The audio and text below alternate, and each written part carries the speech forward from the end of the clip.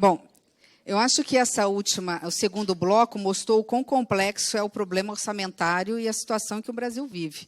Eu vi aqui de tudo, eu vi no sistema binário, né?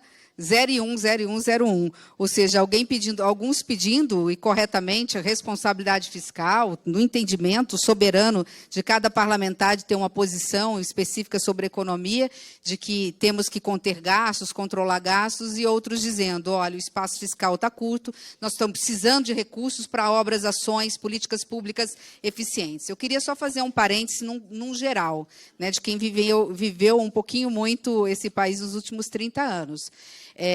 Nós saímos do Brasil de um déficit social imenso, aliado a um déficit fiscal.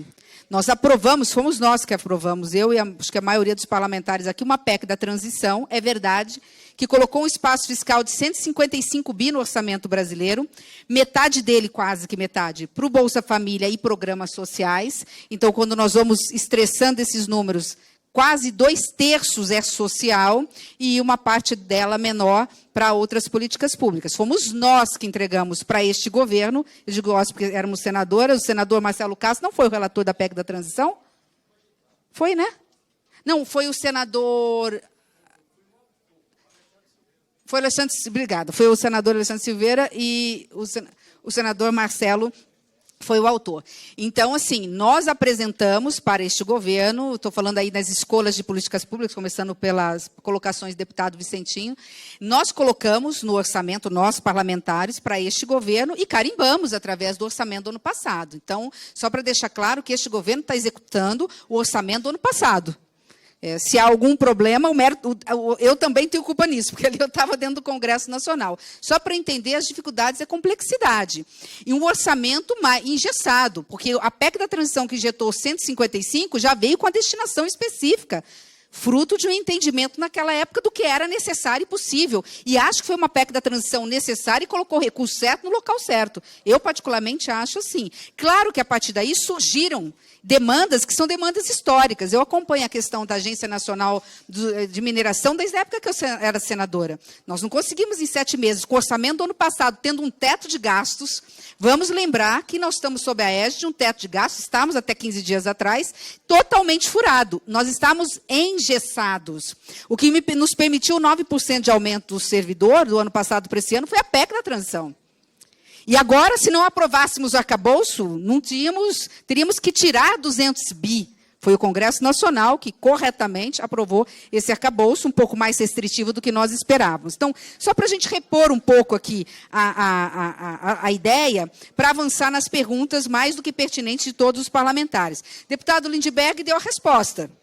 Começa-se agora um trabalho de discussão dentro do fórum competente, que é a Comissão Mista do Orçamento, de discutirmos de forma democrática oposição e situação, se vamos ou não cumprir meta zero, e essa discussão vai se estender. Eu só preciso voltar aqui de novo, e vou repetir, dizer que pelo orçamento brasileiro, pelo Ministério, é aquela questão do cara crachá. Eu tenho que pedir para a Fazenda as receitas para cobrir despesas. Ele me apresentou as receitas à luz da legislação vigente. Receitas, muitas já garantidas, outras ainda a serem garantidas. A única observação que eu faço a mais, tem duas que virão, eu não posso aqui mencionar, é que, se alguma outra não for aprovada pelo Congresso Nacional, o ministro Haddad tem outras cartas na manga. Se muitas não forem aprovadas, nós estamos diante de outro cenário. No cenário das variáveis de hoje, nós cumprimos meta zero. Se as variáveis se alterarem ao longo do semestre, e por isso que eu acredito, eu ouvi a fala, e quero parabenizar a fala do deputado Danilo, quando disse, olha, nós não temos pressa para aprovar a LDO, porque a LDO passou a ser a peça orçamentária importante como guarda-chuva para atender demandas não só dos parlamentares, mas do próprio governo. Então, assim, se nós pudermos realmente ter essa LDO sendo muito bem debatida, discutida e votada lá para novembro, isso é muito importante para nós, para vermos se todas as variáveis vão ser cumpridas, para vermos o que vamos fazer na alocação à luz agora da análise da LOA que está chegando, do PILOA que está chegando em 2024, fazer, senador Marcelo, um comparativo e ver onde vamos ou não definir a questão orçamentária. Aqui foi colocado Bom, o deputado Lindbergh praticamente falou da medida da meta fiscal, mas lembrou, né? O mesmo Congresso, ou nós, a classe política, nós, né, que cobramos muitas vezes responsabilidade fiscal, somos nós, muitas vezes, que abrimos, né, com algumas pautas, um espaço, buscamos um espaço orçamentário que não temos quando aprovamos projetos. Isso é uma decisão dos senhores, isso tem que ser colocado na conta, abrindo, muitas vezes, mais despesas obrigatórias ou discricionárias para o governo federal.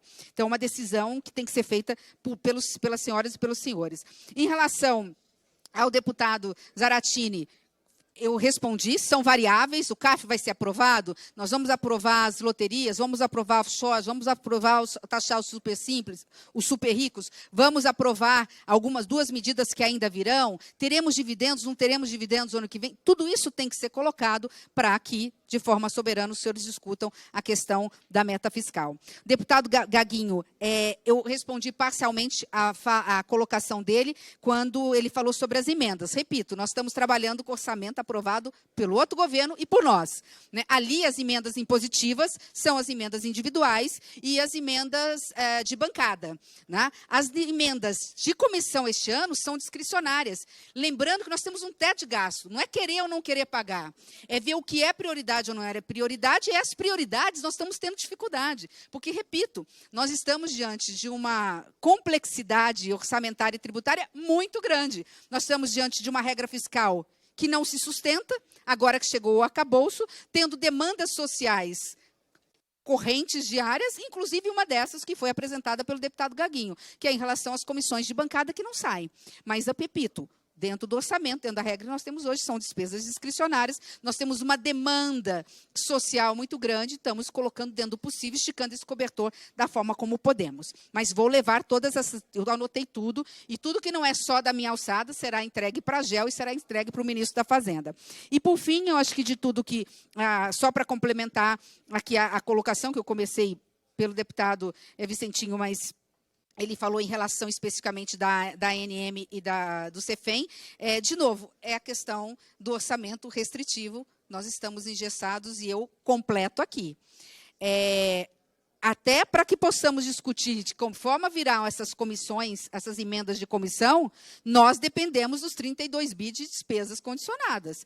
Porque se as despesas condicionadas não forem aprovadas, nós temos que tirar 32 bi de despesas consideradas discricionárias e poderemos estar arranhando, inclusive, emendas discricionárias, não as impositivas. Os senhores vão ver que nós vamos trazer o carimbo, nós vamos ter que colocar no carimbo despesas condicionadas, já que não tem outro lugar, nós buscamos tudo, deixamos por fim o Bolsa Família, mas nós vamos carimbar uma parte do Bolsa Família, só para entenderem as dificuldades que nós temos hoje. Então, dentro desse cenário, acho que, aqui já indo para o encerramento, que eu sei que tem mais uma leva só, é só para dizer que, repito, porque alguns vão sair, que eu acho que este é o início de um bom diálogo que o Ministério do Planejamento e Orçamento, o Ministério da Fazenda, o Ministério de Gestão, a Casa Civil, mas a equipe econômica, de um modo geral, começa a ter com o CMO. Aqui é o foro competente. Não pense que nós não estamos levando em consideração todas as demandas e pedidos. Isso entra no nosso radar justamente para entendermos o sentimento da casa, né, que é o sentimento popular, para que possamos avaliar, inclusive, as possíveis alterações que se deem na LDO e na LOA, que vai ser entregue na sexta-feira.